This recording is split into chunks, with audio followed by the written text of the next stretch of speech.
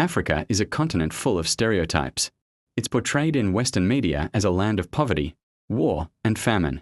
However, there are many who would argue that it's actually the birthplace of humanity, the home of some of the world's greatest empires and some of the most influential people on the planet. But what if we took things a step further and asked, what if Africa had colonized the Americas first? The Mayans, Aztecs, and Incas all had one thing in common: advanced for their time, but ultimately they were all conquered by European powers. What if the Europeans had been the ones getting colonized instead? Before we check out the map, a message from our sponsor. In 1492, Christopher Columbus set sail across the Atlantic in search of a new route to Asia. Instead, he landed in the Caribbean and subsequently died believing he was in India. Within a century, European powers would colonize almost all of the Americas. But what if this had happened a few thousand years earlier? Let's find out. In this alternate history, we start off with the Kingdom of Kush, an ancient African empire located in present-day Sudan and South Egypt. The Kingdom of Kush was established around 250 BC and lasted until 350 AD. At its peak, it controlled much of the Egyptian Nile River Valley and was wealthy due to its control of trade in the region. This wealth and power allowed them to build impressive pyramids and other structures, such as the Jebel Barkal, which still stands today. During this time period, the Kingdom of Kush had access to advanced technologies such as ironworking and chariot building, which gave them a significant advantage over other local groups. With their advanced weaponry and tactics, the kingdom was able to expand its territory and influence throughout northeastern Africa. But the Kingdom of Kush wasn't the only advanced society in Africa at the time.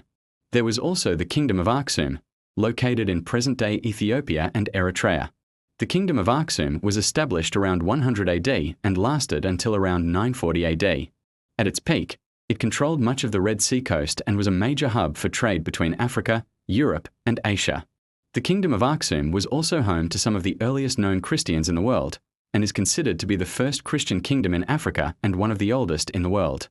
During this time period, the Kingdom of Aksum was wealthy and powerful and was able to expand its territory and influence throughout the Horn of Africa.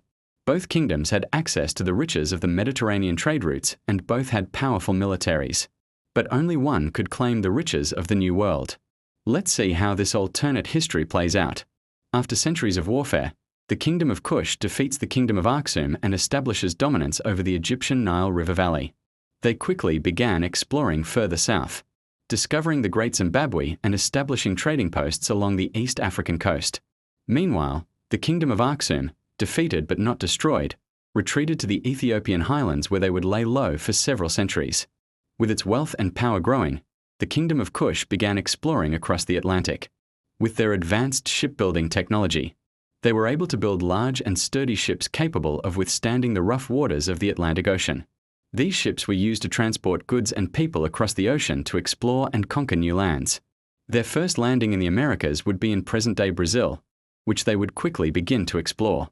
As they made their way up the coast, they encountered the various indigenous tribes who lived there, some of whom they would enslave and use for their own labor.